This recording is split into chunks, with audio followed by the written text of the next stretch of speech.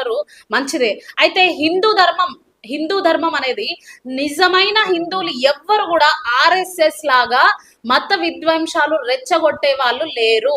RSS లో మాత్రమే మత విద్వేషాలు రెచ్చగొడతారు. ఇటు ముస్లిమ్స్ ని తీసుకుంటే వాళ్ళు పాకిస్తాన్ వాళ్ళు అంటారు, ఇటు క్రైస్తవులను తీసుకుంటే వాళ్ళు బ్రిటిష్ వాళ్ళు అంటారు, తెల్లదొరల పరిపాలనలో వచ్చిన దేవుడు అంటారు, ఇంకేదేదో అంటారు. ఆర్ఎస్ఎస్ మాత్రమే హిందూ ధర్మం అని వాళ్ళు నమ్ముతారు, అదే ఉపయోగిస్తారు కూడా.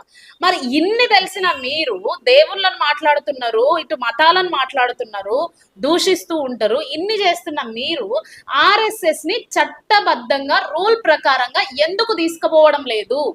అంటే మేము ఏం చేసినా నడుస్తుంది అని అనుకుంటున్నారా? ఒక హోమ్ మినిస్టర్ ఇప్పటి వరకు అడిగిన ఈ లేఖలకి, లేకపోతే ఈ ఈ ప్రశ్న మోహన్ భగవత్ గారు ఒక హాస్యాపదంగా దీనికి సమాధానం ఇవ్వడం జరిగింది. ఆ వీడియో మొత్తం కూడా నేను ప్లే చేసి చూపిస్తాను, మీరు చూడండి. అది ఎంత హాస్యాపదం అంటే, ఒక హోమ్ మినిస్టర్ అడిగినప్పుడు వాళ్ళు ఇచ్చే ఎందుకు ఇంత నిర్లక్ష్యంగా సమాధానం ఇవ్వాల్సి వస్తుంది అంటే, మా వెనుక పెద్ద రాజకీయ పార్టీనే ఉంది అని అనుకుంటున్నారా? లేదంటే మా వెనుక ఇంత పెద్ద సంస్థలు ఉన్నాయి అనుకుంటున్నారా?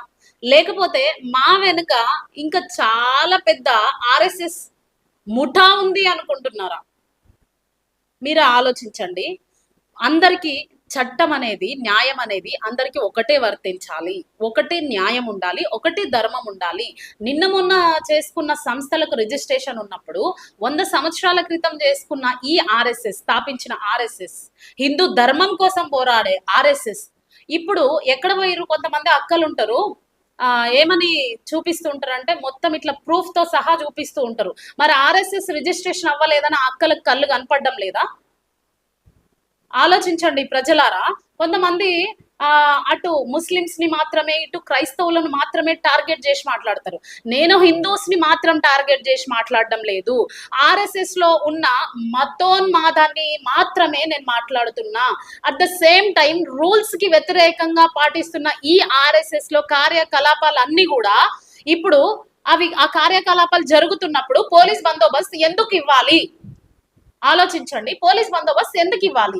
అది చట్టపరంగా రిజిస్ట్రేషన్ అవ్వలేదు, న్యాయపరంగా ముందుకు వెళ్ళడం లేదు. అలాంటప్పుడు ఎందుకు పోలీస్ బందోబస్తు ఇస్తున్నారు?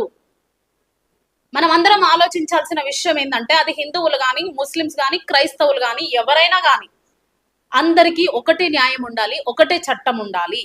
ఇప్పటి వరకు కూడా ఆర్ఎస్ఎస్ మీద ఎన్నో కేసులు ఉన్నాయి, కానీ ఇప్పటికి దానికి రిజిస్ట్రేషనే లేదు. మరి కేసు రిజిస్ట్రేషన్ చేసేటప్పుడు, కేసు రాసుకునేటప్పుడు దీనికి రిజిస్ట్రేషన్ ఉందా? ఈ సంస్థ రిజిస్ట్రేషన్ నెంబర్ ఏంటి?